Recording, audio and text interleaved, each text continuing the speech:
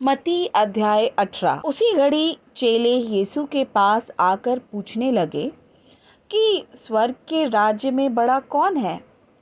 इस पर उसने एक बालक को पास बुलाकर उनके बीच में खड़ा किया और कहा, मैं तुमसे सच कहता हूँ, यदि तुम न फिरो और बालकों के समान न बनो तो स्वर्ग के राज्य में प्रवेश करने नहीं पाओगे।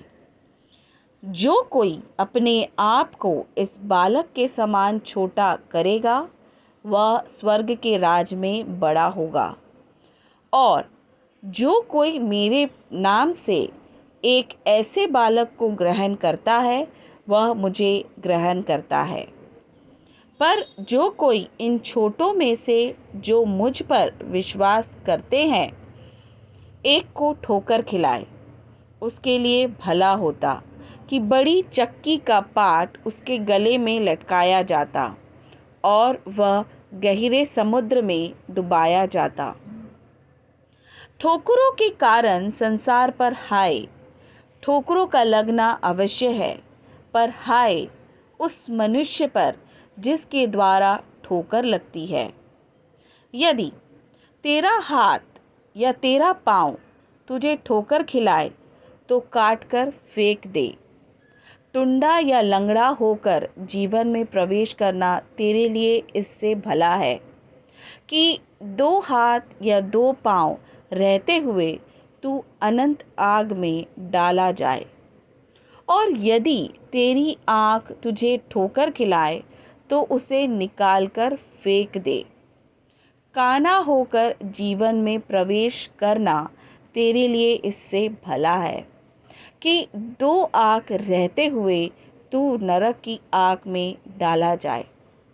देखो, तुम इन छोटों में से किसी को तुच्छ न जानना, क्योंकि मैं तुमसे कहता हूँ कि स्वर्ग में उनके दूत मेरे स्वर्गीय पिता का मुँह सदा देखते हैं।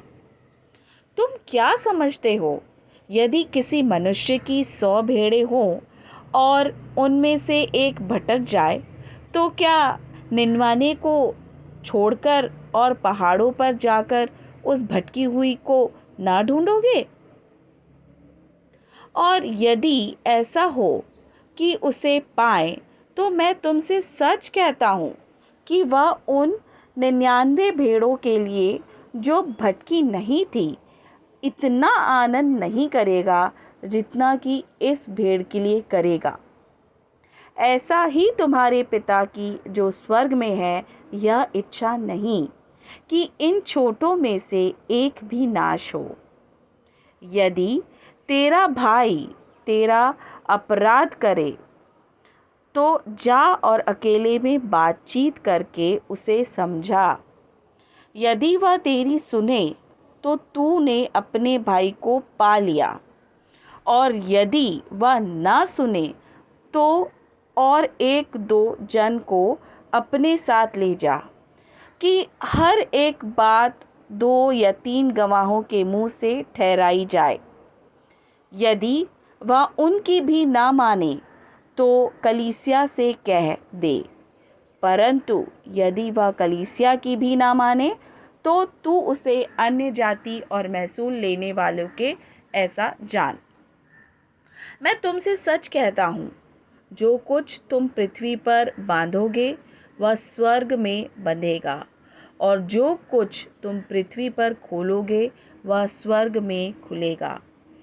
फिर मैं तुमसे कहता हूँ, यदि तुम में से 2 जन पृथ्वी पर किसी बात के लिए जिसे वे मांगे एक मन के हों तो वह मेरे पिता की ओर से स्वर्ग में है उनके लिए हो जाएगी।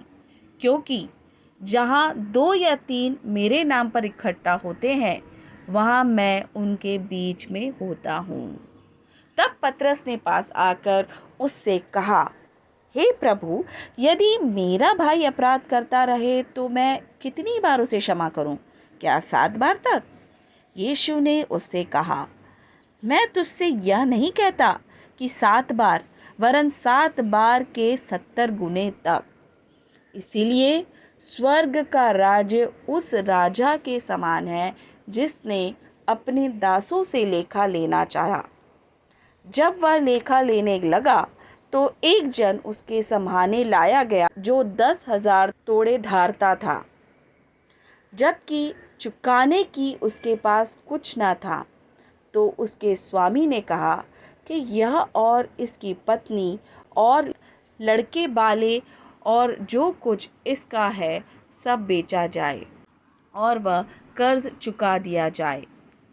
इस पर उस दास ने गिरकर उसे प्रणाम किया और कहा, हे स्वामी, धीरज धर, मैं सब कुछ भर दूंगा। तब उस दास के स्वामी ने तरस खाकर उसे छोड़ दिया और उसका धार क्षमा किया। परंतु जब वह दास बाहर निकला तो उसके संगी दासों में से एक उसको मिला जो उसके 100 दिनार धारता था।